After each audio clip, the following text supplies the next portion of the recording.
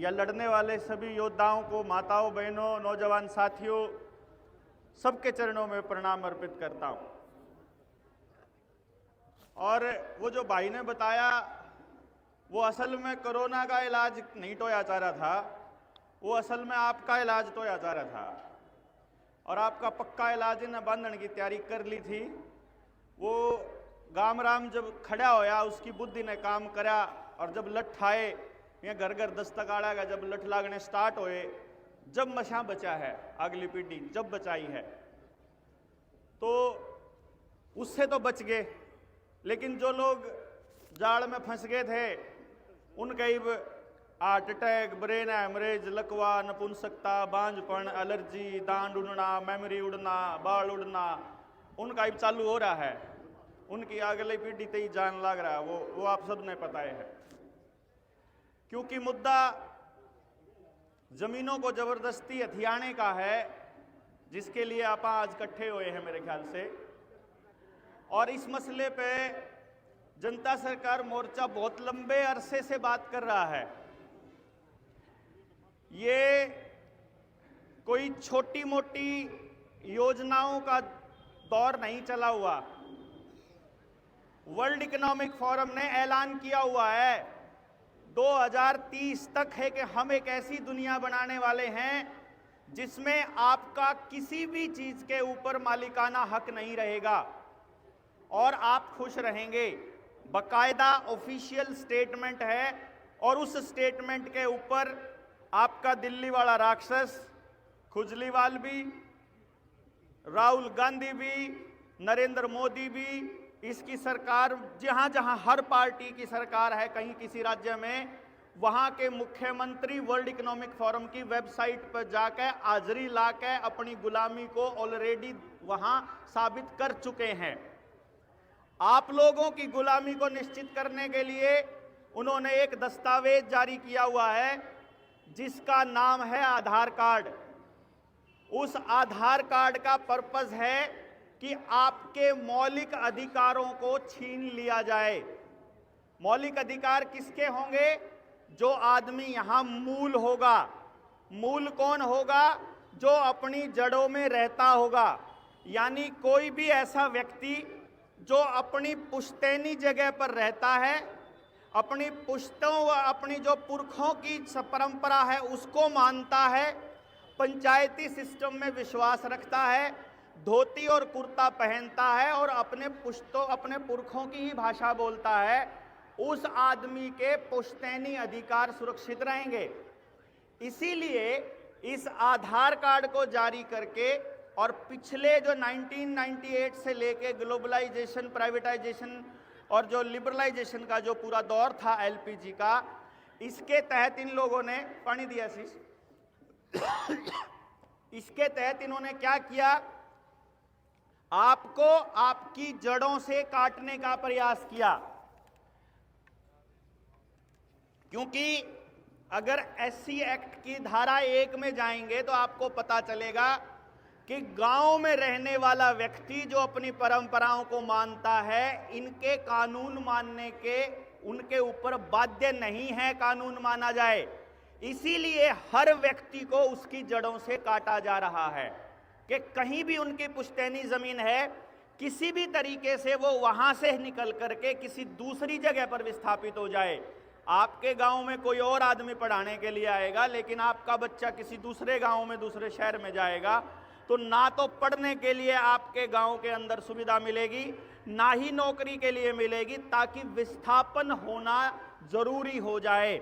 विस्थापन हुआ और तब आप यहाँ के मूल निवासी नहीं रहेंगे, तब आप शरणार्थी हो जाएंगे, और शरणार्थियों का कोई अधिकार नहीं होता। उनको सरकारों के रहमो करम पर ही जिंदा रहना पड़ता है, और आप उनके रहमो करम पर जिंदा रहते हो। ये बात नरेंद्र मोदी लोकसभा के अंदर अपने भाषण में बोल चुका है कि हम 85 करोड़ लोगों को घर बैठे राशन दे रहे हैं पहले से ही, यानी उन लोगों के अपने कोई मूल अधिकार नहीं है। अब खेल ये है कि आने वाले टाइम में आपका जो पैसा है ये जीरो होने वाला है। 1933 का एग्जीक्यूटिव ऑर्डर उठा करके देख लीजिए, जिसमें अमेरिका की सरकार ने एक बात कही थी कि जिसके घर में 10 स्टर्लिंग पाउंड से ज़्यादा का सोना रखा हुआ है, वो सारे लोग अपना सोना सरकार को जमा कर दो। सोना जमा करने के बाद आपको उसके बदले में बॉन्ड मिलेंगे।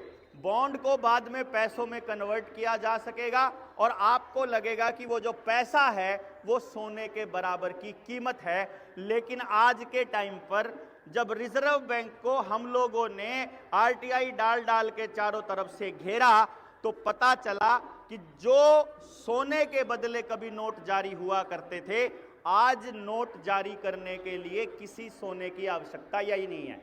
यानी यदि आप अपने मुआवजे की मांग को लेकर के खड़े रहते हो, पूरा गांव मजबूती से खड़ा होता है और कहता है कि हमें मार्केट रेट से मुआवजा चाहिए, आपको 40 लाख रुपया एकड़ के हिसाब से मुआवजा चाहिए, आपको 1 करोड़ रुपए के हिसाब से चाहिए, तो सरकार को आपको वो मुआवजा देने में कोई आपत्ति नहीं है।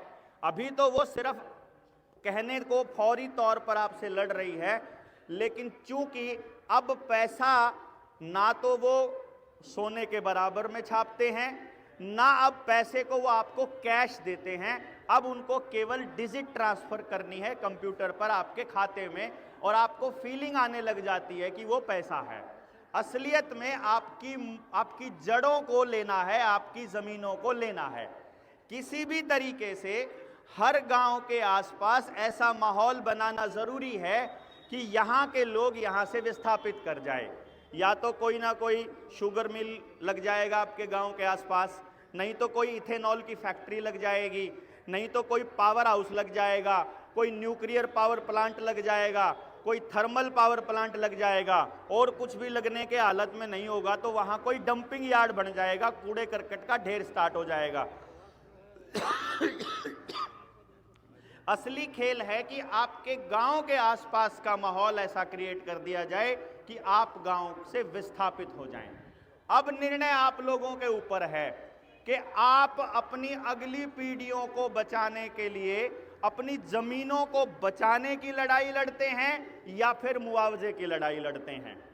हम लोग जनता सरकार मोर्चा के साथी लगातार एक विषय के ऊपर लोगों को जागरूक कर रहे हैं कि यदि आप असलियत में इस लड़ाई को जीतना चाह रहे हैं, उसका एक ही रास्ता है, सरकार को सरकार मानना बंद कर दिया जाए, पंचायत अपने गांव के अंदर निर्णय अपने आप लेना शुरू कर दे। आपकी सारी जमीनें जो सामूहिक थी, स्कूल की, अस्पताल की, श्यामलात की, जोड़ की, आपकी चौपाल की, मंदिर की, सारी जमीनों को सरकार लाल डोरा तोड़ के अपने नाम पे कर चुकी है पहले से ही। तो आपको अपनी वो जमीनें भी वापस लेनी है पूरे गांव को इकट्ठा होकर के, और जितनी जमीनों के ऊपर जबरदस्ती ये लोग टावर लगा लगा करके बिना मुआवजे के जबरदस्ती चालू कर रही है, इसको तो बंद करना ही पड़ेगा। क्योंकि ये खाली यहाँ का मसला नहीं है, पूरे भारत के अंदर ये मसला चला हुआ है। आपको हरियाणा में 12-13 जगह पर नजर आएगा, ये इधर भिवानी में भी नजर आएगा, यमुनानगर में भी नजर आएगा, अंबाड़ा में भी नजर आएगा, लेकिन असलियत में ये पूरे भारत में चला हुआ है। अब आपके ऊपर निर्भर करता है कि इस लड़ाई को थोड़े से दायरे में सीमित रखना है या फिर पूरे भारत के किसानों को, गांवों को लामबंद करके अपनी जमीन भी वापस ले और अपनी व्यवस्था खुद बनाए। व्यवस्था परिवर्तन के बिना राज परिवर्तन, अभी 2024 का चुनाव आ जाएगा, आपको लगेगा कि इस सरकार को बदल दो और आप शायद बच जाओगे। मैं आपको पूरी गारंटी से कहता हूं कि 144 पार्लियामेंट के मेंबर तो इस टाइम पर वो बैठे हुए हैं जो पहले यूपीए के अंदर थे। जिस टाइम पे आपका माहौल बदलता दिखेगा, ये परलेखन जाकर बैठ जाएंगे। आपके ऊपर राज करने वाला पटवारी, तहसीलदार, ये एचबीपीएन वाले और ये जो विद्युत प्रसारण निगम वाले, मेरे ख्याल से कोई नहीं बदला, ना कोई बदला है।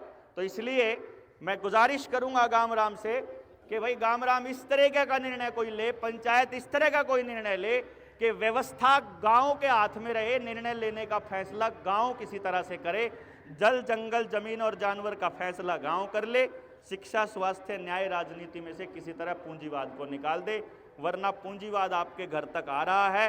लड़ाई इस लेवल पर आ गई है कि आपके एक एक आदमी की लड़ाई आपस में जारी है और ये बहुत लंबे दौर पे चलने वाली है। तो इतनी सी बात कहूँगा, आप सब ने समय दिया और इस लड़ाई को बुलंद रखे हुए हैं, इसके लिए आपका बहुत बहुत आभार, धन्यवाद।